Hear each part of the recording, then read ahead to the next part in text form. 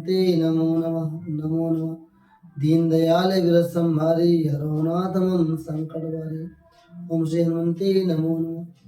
जय श्री राम साथियों, उम्मीद करता हूँ सभी लोग बेहतर होंगे और अपनी पढ़ाई को अच्छी तरीके से कर लेंगे।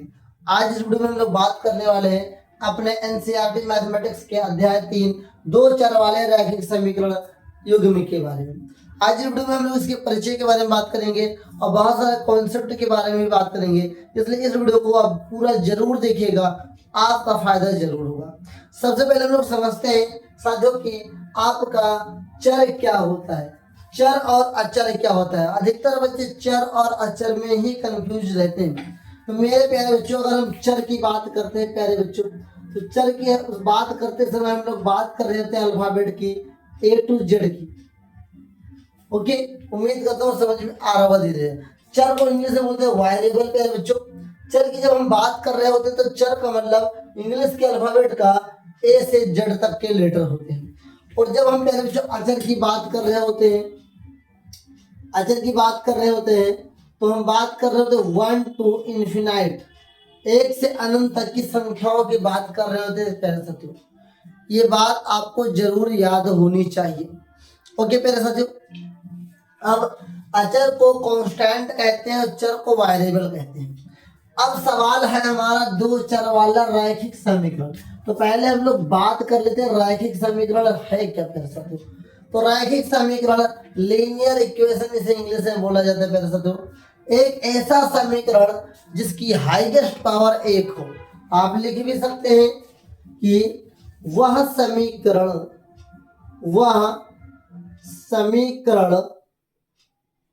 जिसका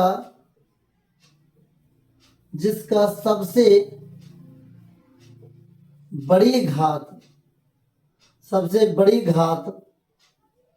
1 हो। वो क्या कहलाता है पहले साथियों? रैखिक समीकरण कहता है, लीनियर इक्वेशन कहलाता है। मतलब एक ऐसा इक्वेशन, एक ऐसा समीकरण जिसकी हाईएस्ट पावर कितनी हो? 1 होनी चाहिए। फॉर एग्जाम्पल आइए मैं आपको दिखाता हूँ। जैसे लिखा है 7x² + 2y = 0। ये लीनियर इक्वेशन है जी? नहीं है। सर क्यों नहीं है? क्योंकि हमने भी बात किया कि वो लीनियर इक्वेशन हम उससे कहेंगे इसकी सबसे बड़ी घात कितनी होनी चाहिए? 1 होनी चाहिए। यहाँ पर हाईएस्ट पावर कितना आ गया? 2। तो प्यारे बच्चों, लीनियर इक्वेशन उससे कहते हैं इसका हाईएस्ट पावर 1 होना चाहिए। फॉर एग्जाम्पल 2x + 3y = 0, कुछ भी हो सकता है, बस पावर ऊपर कुछ ना हो। अगर पावर आ गई प्यारे बच्चों तो याद रखेंगे वो कैसा हो जाएगा? वो लीनियर इक्वेशन नहीं होगा। ओके, दूसरी बात प्यारे बच्चों, अब दो चर लिखा था तो दो चर का मतलब या तो पहला चर हमारा x होता है या y हो सकता है। कोई दो चर हो सकते हैं, a b हो सकता है, m n हो सकता है, p q हो सकता है, r s हो सकता है, t u कुछ भी हो सकता है। एक समीकरण में दो चर होंगे, ये होता है दो चर वाले रैखिक समीकरण। अब साथ युग्म लिखा है, क्या प्यारे बच्चों लिखा है? युग्म। युग्म का मतलब पेयर होता है प्यारे बच्चों। तो मतलब क्या हो गया कि इसमें दो समीकरण होंगे एक ही सवाल में। जैसे कि पहला समीकरण हमने a ले लिया, दूसरा समीकरण हम ले रहे हैं 4x + 3y = 0 ले लिया। तो हमारा क्या होगा? ये दोनों मिलकर के हमारा बना रहे हैं प्यारे साथियों, ये दोनों मिलकर के बना लेते हैं प्यारे साथियों रैखिक समीकरण युग्म मिला। उम्मीद करता हूं प्यारे बच्चों कि अब आपको ये धीरे धीरे समझ में आ रहा होगा कि आखिरकार चर क्या है, अचर क्या है, रैखिक समीकरण क्या है और रैखिक समीकरण युग्म क्या है। तो चर किसे कहते हैं? इंग्लिश अल्फाबेट के, इंग्लिश वर्णमाला के, अंग्रेजी वर्णमाला के A से Z तक के अक्षरों को हम लोग चर कहते हैं। अचर किसे कहते हैं प्यारे बच्चों? अचर उसे कहते हैं जो हमारी गिनतियां होती है, जो हमारे नंबर्स होते हैं 1 to इन्फिनाइट होते हैं प्यारे बच्चों। दूसरी बात, रैखिक समीकरण किसे कहते हैं? एक ऐसा समीकरण जिसकी सबसे बड़ी घात 1 होती है उसे रैखिक समीकरण कहते हैं। मैंने आपको एग्जाम्पल के थ्रू समझाने का प्रयास किया है। अब आइए हमारे जो अध्याय 3 में जरूरत पड़ने वाले हैं उन चीजों पे बात करते हैं। याद रखें, जो रैखिक समीकरण होता है उसका निरूपण दो तरीके से होता है, एक ग्राफीय विधि होती है, एक बीजगणितीय विधि होता है। वर्तमान समय में ग्राफीय विधि से क्वेश्चंस जो हैं बहुत ही ना के बराबर आते हैं। ये आने वाले क्वेश्चंस आपके एमसीक्यू क्वेश्चंस में आ जाते हैं, तो उन्हीं पे पहले हम लोग चर्चा शुरू करते हैं आज इस क्लास में। सबसे पहले साथियों आपको मैं बता देता हूँ रैखिक समीकरण का सिंपल सा फार्मूला क्या होता है। A X plus B Y equal to C होता है। इक्वल टू क्या होता है प्यारे साथियों, सी होता है। या इसको ऐसे ना लिख करके हम लिखेंगे x plus B y plus c equal to 0 होगा। ये रैखिक समीकरण का साधारण सा क्या है, रूप है प्यारे बच्चों, जहां पर आपके एक्स वाई क्या है प्यारे बच्चों, ये आपके चर है, वेरिएबल्स हैं। एबीसी क्या है, ये आपके इंटीजर होंगे, ये आपके नंबर होंगे प्यारे बच्चों। ओके, अब अगर हम यहाँ पर कुछ आपको सिखाने का प्रयास करते हैं तो आप बहुत अच्छी तरीके से समझने का प्रयास करिएगा। यदि हमने कोई रैखिक समीकरण युग्म लिया और युग्म लेने के बाद प्यारे बच्चों हमने हल निकाला, क्या निकाला, हल निकाला। हल निकालने पे हमने क्या पाया, हमने पाया कि a1 upon a2 is not equal b1 upon b2 है। ध्यान से समझेंगे प्यारे बच्चों, यदि a1 upon a2 is not equal b1 upon b2 है तो इसे बोलते हैं प्यारे साथियों प्रतिच्छेद रेखा। क्या बोलते हैं, प्रतिच्छेद रेखा बोलते हैं प्यारे बच्चों। क्या बोलते हैं, प्रतिच्छेद रेखा। इसका रेखीय या ग्राफीय विधि से इसका सॉल्यूशन देखा जाए तो कैसा होगा, प्रतिच्छेद होगा। इंग्लिश में बोलते हैं प्यारे साथियों इंटरसेक्टिंग बोलते हैं। ओके, समझ में आ गया होगा। यदि ये प्रतिच्छेद है प्यारे बच्चों तो इसके कितने हल होंगे, केवल एक हल होंगे। कितने हल होंगे प्यारे बच्चों, केवल एक हल होंगे। अभी मैं आपको सब एग्जाम्पल के थ्रू समझाने वाला हूँ, पहले समझिए किसका मतलब क्या होता है। केवल एक हल, केवल एक हल का दूसरा नाम है प्यारे बच्चों अद्वितीय हल। क्या प्यारे बच्चों, अद्वितीय हल। ओके, अद्वितीय हल। ओके ओके, आगे यदि मेरे प्यारे साथियों हमने हल निकाला और निकल के आया a1 upon a2 equal to b1 upon b2 equal to c1 upon c2, इसे प्यारे बच्चों बोलते हैं, क्या बोलते हैं प्यारे बच्चों, संपाती बोलते हैं। संपाती, और जो संपाती होता है उसके अनेक हल होते हैं। ये अपरिमित रूप से अनेक हल होते हैं। अपरिमित रूप से, अपरिमित रूप से अनेक हल होते हैं प्यारे बच्चों। और लास्ट हमारा होता है प्यारे बच्चों a1 upon a2 equal to b1 upon b2 is not equal c1 upon c2। इसे बोलते हैं समांतर प्यारे बच्चों। क्या बोलते हैं, समांतर। समांतर हल इसे बोलते हैं, या समांतर रेखा बोलते हैं, संपाती रेखा बोलते हैं, और इसे प्रतिच्छेद रेखा बोलते हैं। अब इसका कोई हल नहीं होता प्यारे बच्चों, नॉट एनी सॉल्यूशन, कोई हल नहीं। यदि प्यारे बच्चों किसी को हमने हल किया और कोई हल नहीं आया तो कैसा होगा, रेखीय समांतर रेखीय होगा प्यारे बच्चों। और इस प्रकार से इसका सॉल्यूशन निकालेंगे। जो संपाती है तो अपरिमित रूप से अनेक हल होंगे, उसके मेनी टाइम सॉल्यूशन निकाले जा सकते हैं। लेकिन जो प्रतिच्छेद है, इंटरसेक्टिंग है, तो केवल एक हल होगा जिसे हम बोलते हैं अद्वितीय हल। इस प्रकार के प्रश्न आपके एमसीक्यू प्रश्न में भी आ जाते हैं, और कभी कभी प्यारे बच्चों 2 नंबर से 4 नंबर के प्रश्नों में भी आ जाते हैं। आइए देखते हैं इसके आगे की बात। अब अगर प्यारे बच्चों हमारा कोई सॉल्यूशन हमने हल किया, अगर वो केवल एक हल है, मतलब या तो प्रतिच्छेद है या संपाती है, तो उसे संगत बोलते हैं। क्या बोलते हैं प्यारे बच्चों, संगत बोलते हैं। ध्यान से देखेंगे।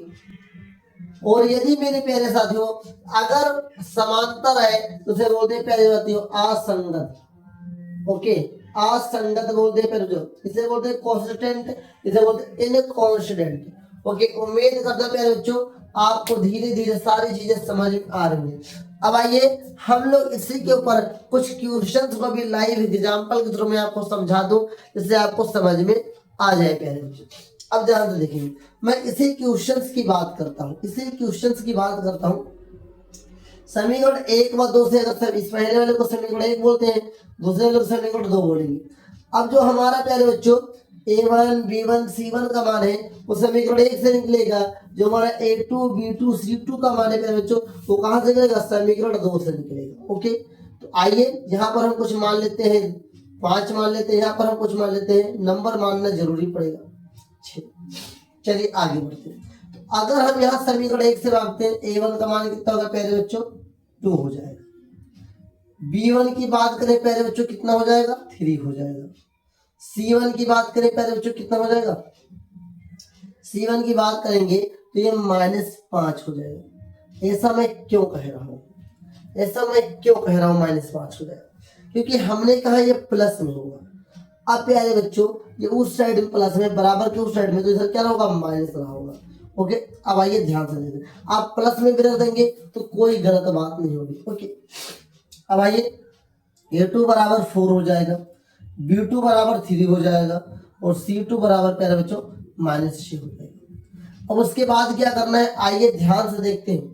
उसके बाद हमको सबसे पहले निकालना है a1 upon a2। a1 upon a2 की बात करेंगे तो 2 अपान 4 हो जाएगा। उसके बाद हमको निकालना है b1 अपान b2, 3 अपान 3 हो जाएगा। फिर हमको निकालना है c1 अपान c2, -5 अपान -6। अब ध्यान देंगे प्यारे बच्चों, यदि हम इसे काट भी दें 2 1 जा 2, 2 2 जा 4 और 3 से 3 को कैंसिल कर दे, एक आ जाए, माइनस से माइनस कैंसिल कर देंगे, फिर भी हमें क्या प्राप्त होगा 1/2 इक्वल टू 1 और इक्वल टू 5/6 हो जाएगा। अब आप ही बताइए, सबसे पहले हम इसकी बात करेंगे और ये हल नहीं होगा तब इस पे बात करेंगे, ये नहीं होगा तब इसकी बात करेंगे। सबसे पहले हम इसके ऊपर आते हैं। हमें पहले देखना है क्या a1 upon a2 b1 upon b2 के बराबर है या नहीं है। तो हम यहाँ पर आते हैं, देखते हैं a1 अपान a2 1/2 है, b1 अपान b2 1 है। अब आप ही बताइए कहीं ये दोनों बराबर है। जब ये दोनों बराबर होगा तब हमको आगे बढ़ना है। यदि ये दोनों बराबर नहीं तो उसकी कोई वैल्यू नहीं होगी। हमने देखा a1 upon a2 b1 upon b2 बराबर नहीं, तो लिखेंगे यहाँ पर a1 upon a2 is not equal b1 upon b2।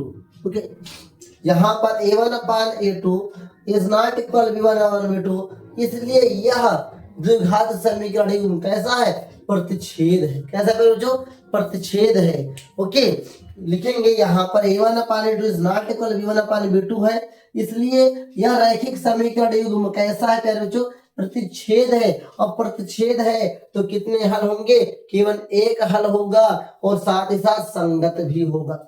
उम्मीद करता हूं कि आपको धीरे धीरे सारी चीजें समझ में आई होंगी। आइए एक एग्जांपल और लेते हैं। हमने लिया 6x plus 7y is equal to 14 ले लिया।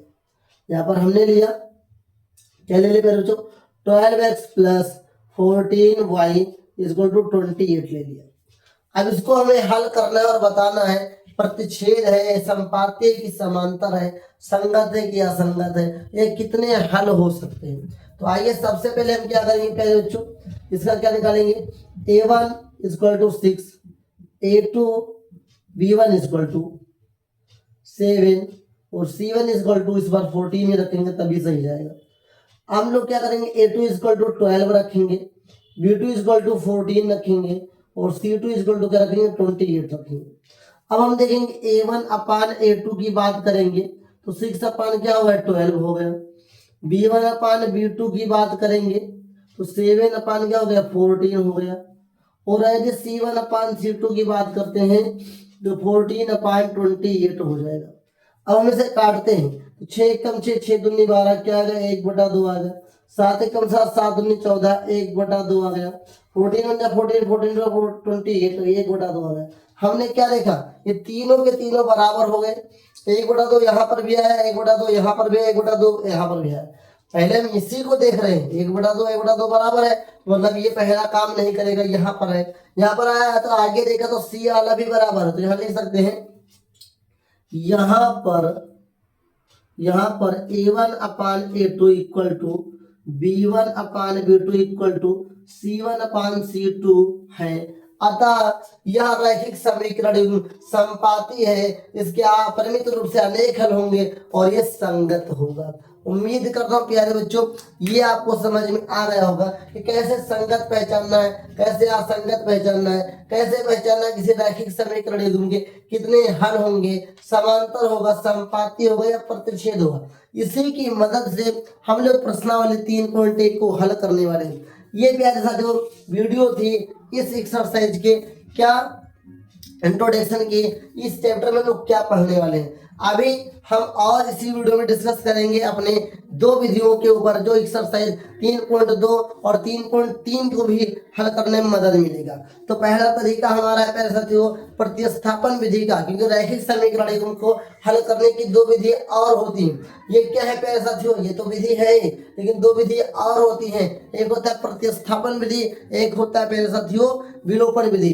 तो इसी वीडियो में हम लोग बात करेंगे अपने प्रतिस्थापन विधि और विलोपन विधि। अब मैं जो आपको सिखाने जा रहा हूँ, ये दो प्रश्न मैंने लिया, दो एग्जाम्पल लिया साथियों एनसीईआरटी का, वहां से मैं सिखाने जा रहा हूँ साथियों आपको विलोपन विधि और प्रतिस्थापन विधि। आइए इसके ऊपर चर्चा करते हैं साथियों। सबसे पहले जो हमारा क्वेश्चन नंबर 2 है, हम इसके थ्रू को समझना चाहेंगे प्रतिस्थापन विधि को। आखिरकार ये प्रतिस्थापन विधि क्या होता है, तो ध्यान देंगे प्रतिस्थापन विधि। कभी कभी किसी बुक में या किसी स्टेटमेंट में आपने प्रतिस्थापना भी देखा होगा, वो अलग चीज है। तो प्यारे बच्चों आइए इसको समझते हैं। और प्रतिस्थापन विधि को सब्स्टिट्यूशन मेथड भी बोला जाता है प्यारे साथियों, ये बात आप याद रखेंगे। तो आइए ध्यान से देखते हैं। जब भी आपको प्रतिस्थापन विधि से प्रश्न को हल करना है, जिस तरीके से मैं बात करने जा रहा हूँ सेम इसी तरीके से आपको प्रश्न लगाना है। बस आपको ध्यान लगाना है यहाँ पर, पहले जो मैं स्टेप करूंगा वही कर रहा है, आपका अंक बदलेगा, तरीका नहीं बदलेगा। जब भी प्रश्न आपको दिखे प्रतिस्थापन विधि लिख देंगे और उसके ऊपर प्रश्न को मानेंगे। लिखेंगे 7x - 15y = 2, इसे मान लेंगे समीकरण 1। फिर लिखेंगे x + 2y = 3 समीकरण 2। आपका सवाल कोई दूसरा भी हो सकता है, उससे कोई फर्क नहीं पड़ने वाला है। फिर हम लोग लिखना शुरू करेंगे। सबसे पहले लिखेंगे समीकरण 1 से x का मान लेने पर, मैं जो हिंदी लिख रहा हूं सभी में हिंदी सेम होने वाली है। तो पहले सवाल ऐसे लिख लेंगे 7x - 15y = 2। अब हमें x की वैल्यू चाहिए तो हमें y को ट्रांसफर करना पड़ेगा। इस साइड में माइनस में जाएगा, प्लस में हो जाएगा। तो लिखेंगे 7x = 2 + 15y। अब हमें केवल x की वैल्यू चाहिए, तो x अगर कोई नंबर है तो कहाँ चला जाएगा, अपान में चला जाएगा। तो हो जाएगा x = 2 + 15y अपान 7। उम्मीद करता हूँ इतना तो आपको समझ में आया होगा। अब हम लोग क्या करेंगे, x की वैल्यू को समीकरण 2 में लिखेंगे। तो लिखेंगे अब x के मान को समीकरण 2 में रखने पर समीकरण 2 आपका क्या ये है, x + 2y = 3। x की वैल्यू कितनी है पहले बच्चों, हमारे पास 2 + 15y अपान 7 + 2y = 3 है। यहाँ पर कुछ नहीं है तो हम एक मान लेंगे। अब हम लोग क्या करेंगे प्यारे बच्चों, ध्यान से देखेंगे। हम इस 7 को यहाँ से भी मल्टीप्लाई करेंगे, इस 7 को ऊपर भी मल्टीप्लाई करेंगे। तो क्या हो जाएगा 2 + 15y, 7 × 2 = 14y और 7 × 3 = 21 प्यारे बच्चों।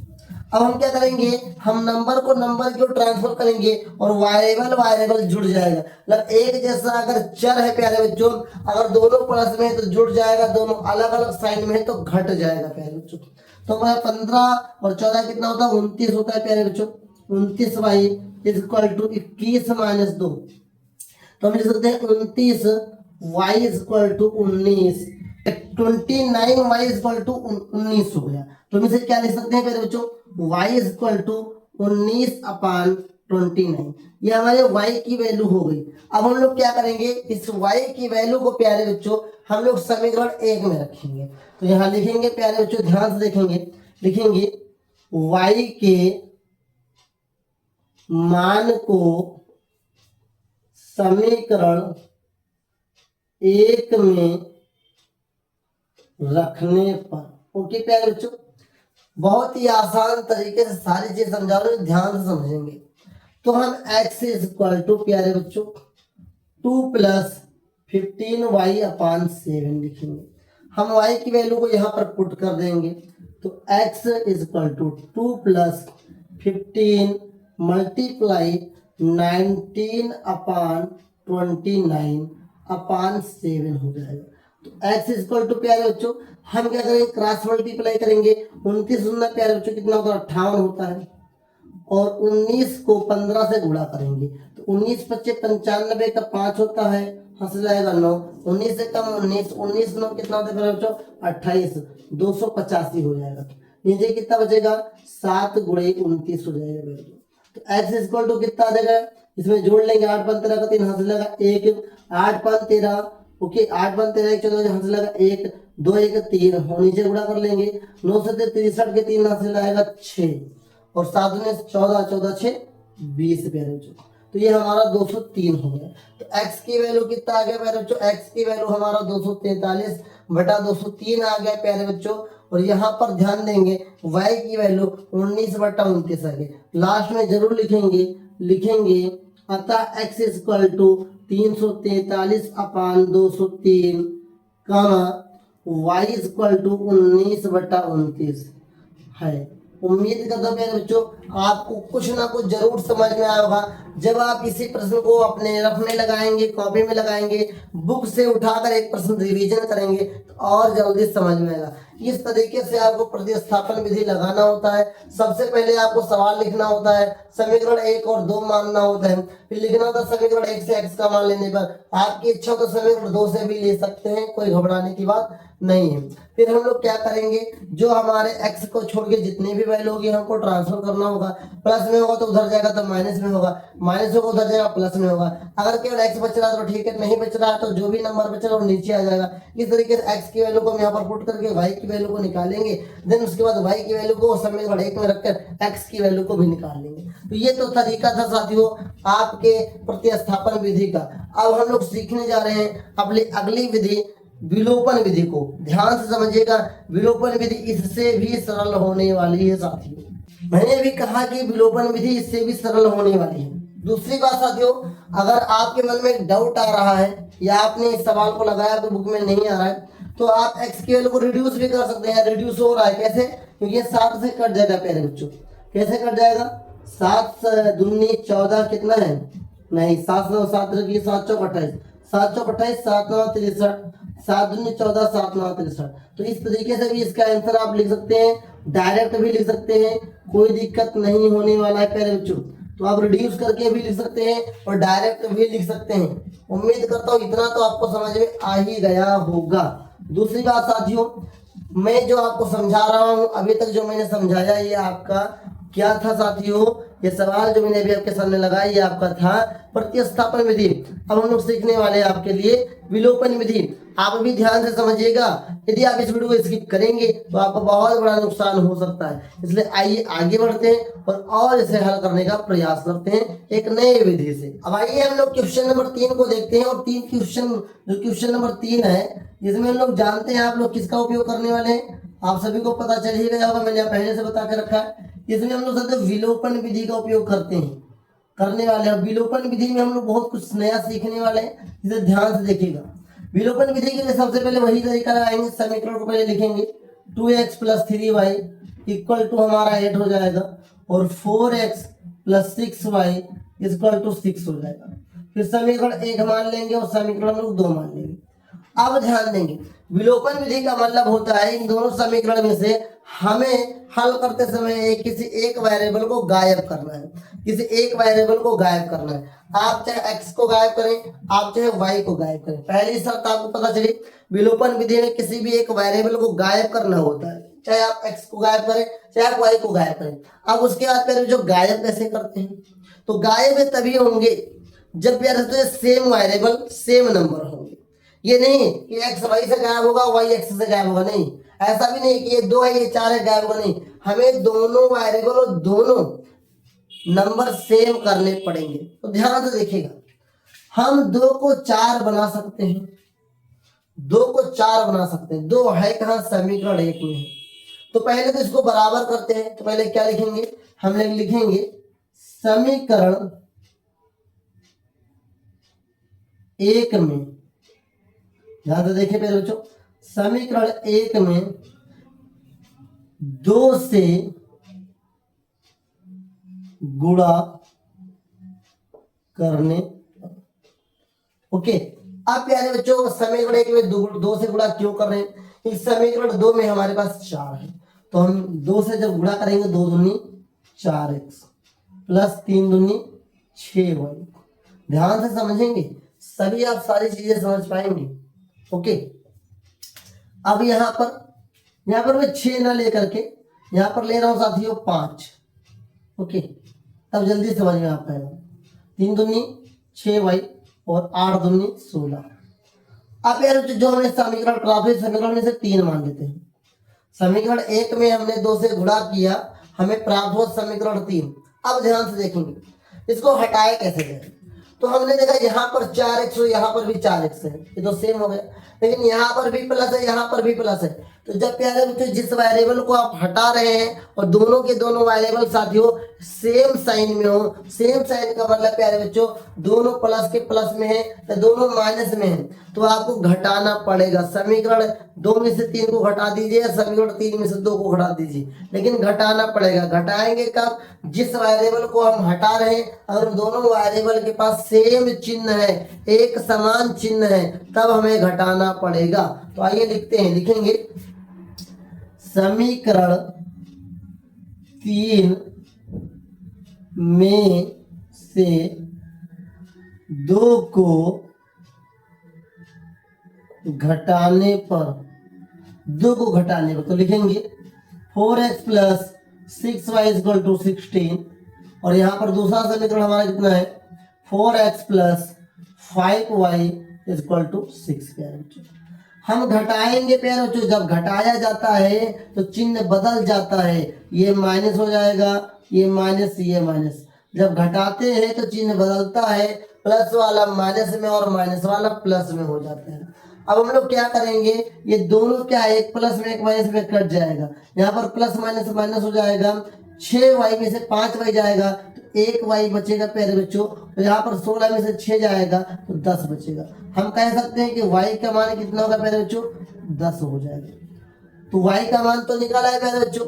अब इस y के मान को चाहे आप समीकरण 1 में रख दें या आप चाहे समीकरण 2 में रख दें, आपके x की वैल्यू भी आ जाएगी। तो आइए हम लोग लिखते हैं जो आपके सामने होगा। लिखेंगे समीकरण, या ऐसा लिख लीजिए, y के मान